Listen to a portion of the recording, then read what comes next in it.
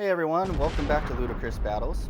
Today we have an interesting matchup as we're going to try something a little bit different this time, as my editor and I are going to be debating on which All-Star game is better between the NBA All-Star game and Pro Bowl. So we're going to do something a little bit different, get a feel for it, and we like to also thank all those that have subscribed so far to the channel, as well as also all those that have viewed our episodes so far, as we can't go anywhere without you guys, as you guys are really helping us out for this. And we also love for you guys to communicate more with us on the channel, giving us some feedbacks in the comment sections on how to improve, future style of matchups that you would like to see going forward, in different styles of genre, whether it's anime versus live action, and so on and so forth. So with that, my editor here is going to go over the rules for this debate and the style that we're going to do. We're going to do a style that is taking you back to school, and we're going to do a kind of formal debate style. And so basically, we'll get three different categories, which will be the ticket prices and packaging that you get when you purchase tickets to go to these events, if you do so, the different challenges and competitions and different things that they do during the events, and then the actual game itself, and then the rewards that they get for participating in. So those are the kind of things that we'll be talking about and debating over. And our debate style will be, we will start off with the All-Star Weekend, and we will start off with our first topic, which is the tickets. We'll get 2 minutes each to present our first arguments, and then the next person will go present their first arguments, and then we get a minute. We'll give probably about 30 seconds to collect our thoughts, and then we get a minute to rebuttal. And then one thing we're going to try to keep in mind is that when you go and you present your arguments, anything that you don't present cannot be used in your rebuttal. And so you have to make sure that you hit every point, and then present the information in a way that is cohesive going forward, because you won't get a chance in your rebuttal to present any new information. If the new information is presented by the competitor in their rebuttal statement, you can use that, or use whatever arguments they had, but you cannot bring up new information that you wanted to say that you didn't get a chance to. That's just to keep it fair. And then at the end of the day, we will not decide who will win. You guys will decide. So again, leave the what your opinions are in the comments, and we'll love to hear what you guys think. So without further ado, we're gonna start off. I have a timer set, and so we're gonna do first 2 minutes. I'm gonna open up with my opening argument, and my timer will start now. So the NBA All-Star Game, although being it very expensive to go to, I think it is well worth the price. The ticket prices, when looking them up on NBAexperiences.com and looking through all different types of sources, the cheapest tickets for any of the festivities, well, not any of the festivities, most of the festivities are under or not under $1,000. So $1,000, and you get to experience at the Saturday night experience tickets with all of the things that they do on Saturday night, and the Sunday game, or the Sunday game. So it's $1,000, and that's for the nosebleed section. So it's pretty expensive if you want to go to the NBA All-Star Game, but there is a way out, considering that the All-Star Weekend has a lot of options that are actually pretty cheap, that being the Rising Stars game and the Celebrity game, and those tickets average for about $150 at its cheapest. And so now you have an option to see your favorite celebrities and NBA legends play for $150, which isn't so bad. But if you want to go see the big boys play, you're going to have to spend a pretty good chunk of money. However, there is a good package deal, and for $500, you get to put in a deposit, and then you can pay however much the experience is afterward, and you get an NBA experience lounge where you get to have food and go visit the stadium, things like that. And then you get to meet and greet with NBA legends, as well as enjoy the Saturday night and Sunday games and everything with that. So it is a good deal if you have the money for it. It is expensive, but I think it's well worth it, being all the things that you get to experience with the tickets. So that's why I believe that the NBA All-Star Game has a good ticket deal. So that is my opening statement. Creator will now present his opening statement. He's going to have 2 minutes and starting now. All right, so with the Pro Bowl, um, this year the Pro Bowl was held in Camping World Stadium, um, and in also 2017, 2020, through 2020 was held in Camping World Stadium as well. It was canceled in 2021 due to COVID, which kind of stunk, but brought back in 2022 and 2023 in Las Vegas, Nevada, which are both of these cities are great tourist attractions. Tickets started from at least from StubHub, Vivid Seats, and NFLTickets.com.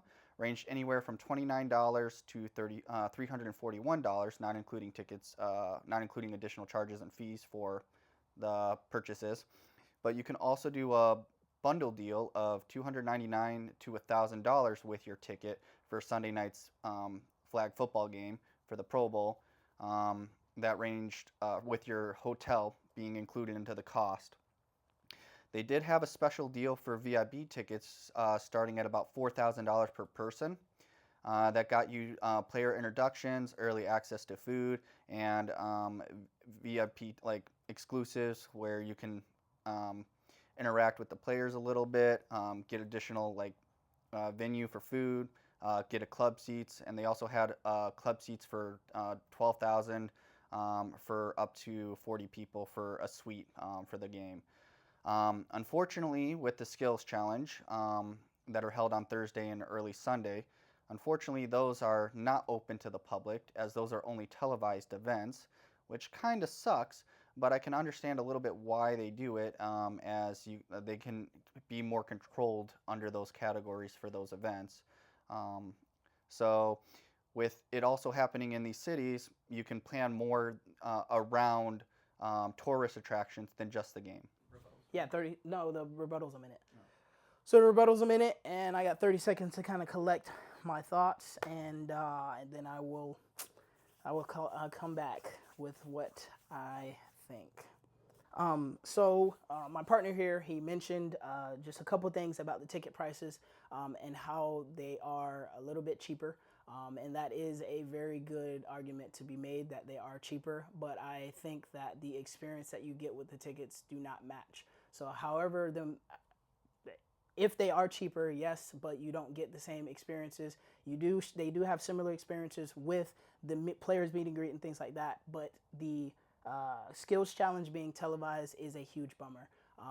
For the NBA All-Star Game, everything is available with ticket prices. So you can actually buy at a pretty cheap rate for the Celebrity Game and the Rising Stars Challenge. You can buy tickets and you can actually see these events, and you don't have to actually watch it televised. And so I think that's a big reason why it's kind of worth your money to pay for it. If you get a weekend, you get to actually enjoy everything it has to offer and not have to watch it on TV if you spend a lot of money going to this weekend. So that's my rebuttal. So what my editor said is true. Tickets are cheaper for the Pro Bowl than it is for the NBA All-Star Game. But with it both being held in Las Vegas a few years ago, as well as in Orlando City, which are amazing tourist attractions, you don't just have to focus on football for your experience and thrive. You can hit the theme parks, you can go to the casinos, you can go out to great restaurants where all of your money isn't just focused on one individual experience for the Pro Bowl where you can interact for those few hours with those players and experience. You can do a lot of other things in the city, whereas for the NBA All-Star Game, with those package deals, you pretty much, with that money that you're spending, you really have to just focus on exactly staying at the NBA game itself, where you don't have as much time to explore the city and get to do things, especially since it also happened in the Bay City this year, which is one of the more expensive cities to travel to. So now we will move on. We'll move on to the second part, which is going to be the events themselves and kind of that whole thing. And so I'm going to set 2 minutes on the clock, and then we're going to talk. Okay, so the NBA All-Star Game boasts a whopping 6 events, and that includes the All-Star Game itself. And so you have a lot of different options. You have the All-Star Game, obviously, the Celebrity Game, the Rookie Rising Stars, Skills Competition, and the 3-point contest and dunk contest. And so with all of the events, I think it boasts a pretty good package of a variety of different fans, depending on what type of stars you like and what type of events you like, right? And so some people like flashy dunkers and they like to see people dunk the ball, and so they would just watch the dunk contest. Some people, like, say, if you like Steph Curry and the other great shooters of our league, you can just watch the 3-point competition. Not to mention, also, you get the Rookie Rising Stars, where you get to see some of the best new players coming into the league and see the bright new young faces. The celebrity game, in which you can see old NBA legends from both the WNBA and the NBA compete against some of your favorite celebrities, Kevin Hart being one of them, and you get a good laugh. And then the All-Star game itself, just a combination of the best stars coming together to battle it out in a game that is set. Obviously, it's gone through a lot of changes in recent years, but some of the things have remained the same, which is the voting, and the voting has remained the same pretty much for the past 5-6 years, where it's 50% voting from the fans, and then the other 50% is split between the actual players and kind of a media panel that they put together. And so I think the events is one of the things that kind of holds the All-Star weekend together, is that people really like to come together and see all the types of different events, especially, obviously the skill challenge and how it changes. Now you got big men incorporated into it and not just the point guards. And there's just a lot to offer when you look at the events, and there's a lot of different variety that you get to experience as a fan watching on TV or going. Opening statement to the events from the creator. So, with the NFL, though it's only televised and not open to the public, there are 8 skill challenges that are held across 2 days. The first couple being held on Thursday night, and the remaining of the events being held on Sunday morning before the Pro Bowl game. The first event being the passing test, where quarterbacks hit targets in 40-second span to accumulate as much points as they can get. And the quarterback, something new this year, can select a teammate who will get answered 5 questions about other Pro Bowl competitors, and each question they get right can get an additional 10 seconds for their quarterback for each answer correct to give them more time to accumulate the points. Then we have satisfying catch, with the receivers, defensive backs, and tight ends all competing through an obstacle course while trying to do fancy catches, and the best winning time will win the event. We had 2 types of relay races, a relay race 40-yard dash, passing the baton back and forth between each other as they sprint, and the team that with the 4 runners completing the dash first would win.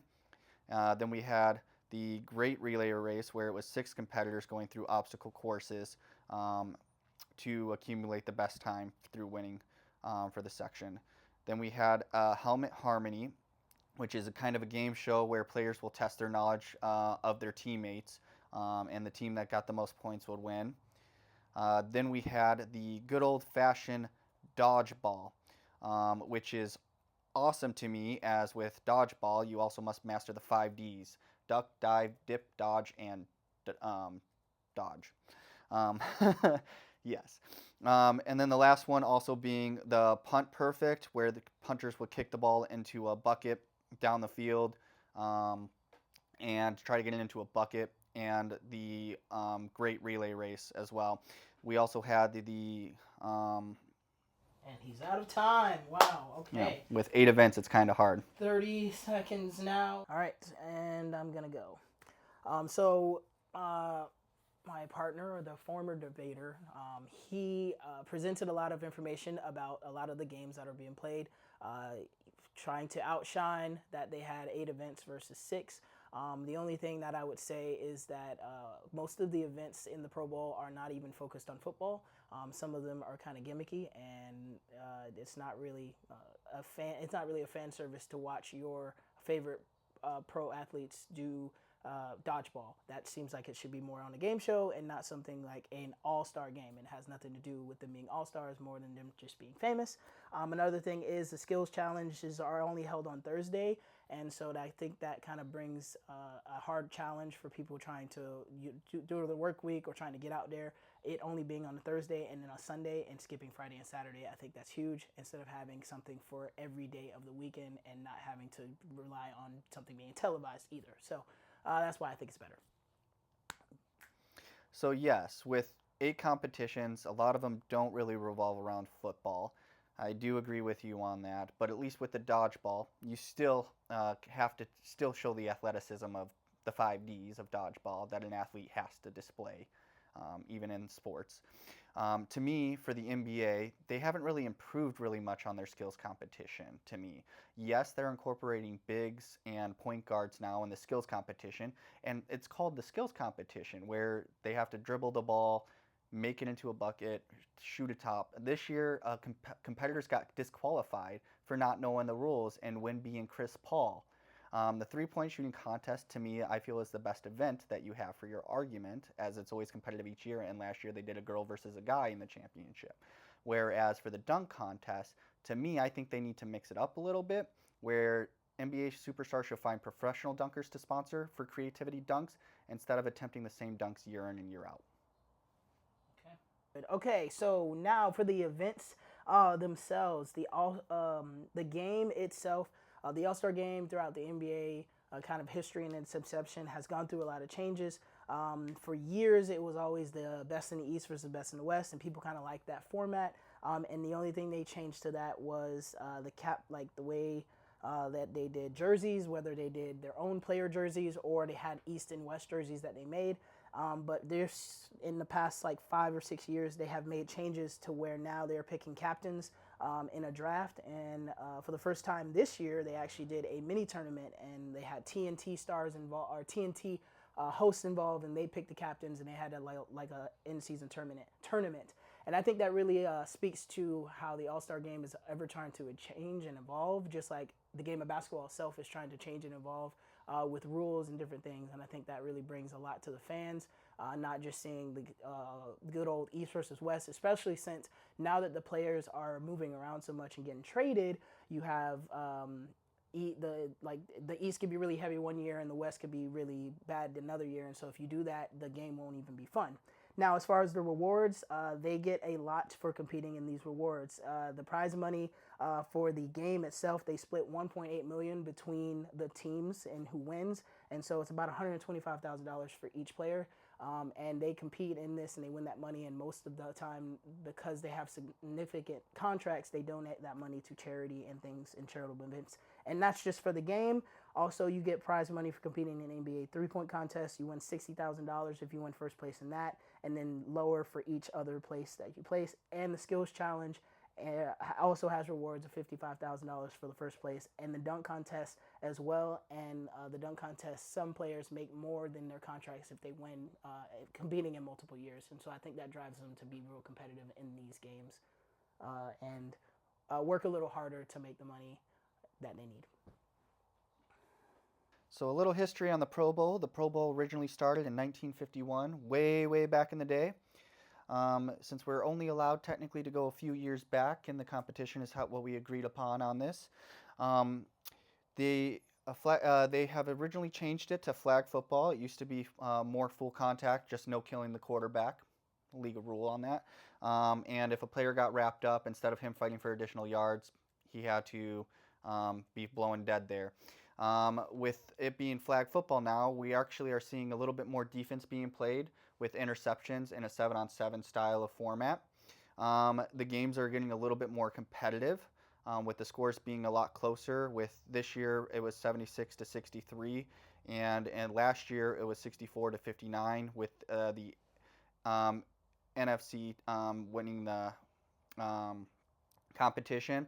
The awards for the prizes are 92,000 split between 44 players, which just gives you around an average of 2,100, and the losing team would have $46,000, being about 1,050 for take home. The cool thing is when players get their touchdowns and interceptions, some of the players autograph the balls and actually punt them or throw them into the stands, where lucky fans can actually walk away with a souvenir in an event, which to me is pretty cool, though it's a slim chance. It's just like trying to catch a home run ball at baseball. So it's a slim chance, but still a cool chance to walk away with a cool souvenir by one of your favorite players. The other cool things as well is you get to see the players actually like being a lot more happy during their games, where you're actually seeing more spirit and drive in these competitions compared to years past. after they've changed the style to flag football than in the past.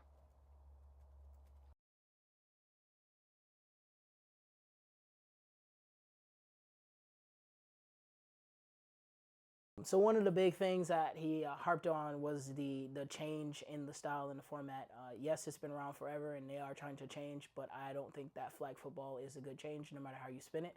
If I want to go watch a flag football game, I would go to the local rec center and watch a flag football game. It's not impressive to me to watch a bunch of grown 250-pound men play flag football, in my opinion. And even if it's more defense and seems more competitive, the whole thought of football is the toughness and roughness, and you're kind of eliminating that from the game. Yes, and also the players aren't getting as much out of it, so they are playing for a lower cost and prize, and things like that, and so it kind of can be a little bit demeaning to go out here and do the stuff for the fans and not walk away with a lot of money to show for it. And so I don't think that's really fair to the players to not be able to play football and to not get paid a good amount of money.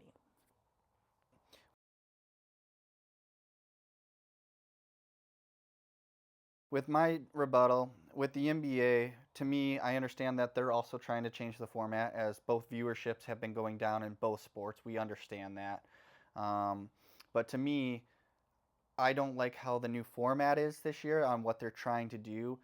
In years past, the East and West, the games actually were a little bit more competitive, but slowly started to slip away in terms of teams not just playing defense and just showing off fancy dunks, and just shooting lazy threes. Though they're making them a lot of the time, it's just not impressive to me. If you're going to use the argument on it, flag football not being football, to me the All-Star game is the same style of format where it's not basketball. Um, and the new competition where they can only get to 40 points after being so hard to earn the right to be an All-Star instead of playing a full game to only go to 40 and getting canceled, that to me is not justified. Fair enough. All right, so now a fun section. We get 30 seconds to kind of present our best arguments and closing statements in which they will not be rebutted. And so we're just focusing on what we think the strongest points are. 30 seconds for that, and then we wrap up. So I believe that the NBA All-Star game, yes, however bolding a higher price point, I think the game has stayed more or less the same. The changes that they've made have not hurt the game too much, and it's still like you're watching actual basketball. You're actually watching people compete, and I also believe that the skills challenge and three-point contest and everything that they're trying to do, bringing females in and doing all these different things, is a very good thing for the game, and the players are getting rewarded how they should be, and that's what it's all about.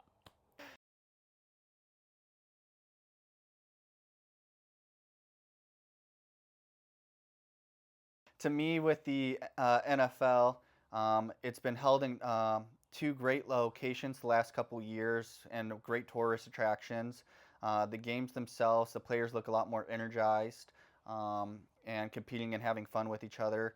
And with it also being tourist attractions and everything, it's been great. The skills competition has improved too, even though there's more feats in them. It's just a lot more well thought out being televised than it is if people were there. Well, that's it. This was fun. Please let us know if you want to see more of this. It was fun to research this. And I know the All-Star game and the Pro Bowl both suck. We both know that. And this is kind of why we want to present, hopefully, new information to why we all still watch the games, because we're just fans of the sports. But you have anything that you want to close out with? Yeah, we like the editor said, we both know that these are not the most appealing games to watch right now. They both have taken a huge dive in terms of how the players are presented, what they're doing around the sport. But like my editor has said, it was fun researching this and trying to present new information to you guys so that you can have a little bit more respect for these types of games, and just how hard they work to be in that place, like being an all-star, regardless of the sport and regardless of how bad we say it is. It's still an amazing feat for those individual players getting that spotlight and being that, and also still being an amazing example to us in our lives. So we thank you guys for tuning in. It's been great having this debate and trying something different for our versus battles this week. We're going to try to do some more of like this in the future with future matchups every so often. And we'll try to do better a little bit in the style and format so that it's a little bit more organized. But we'd love to have you guys tune in. And until next time, thank you and have a good one.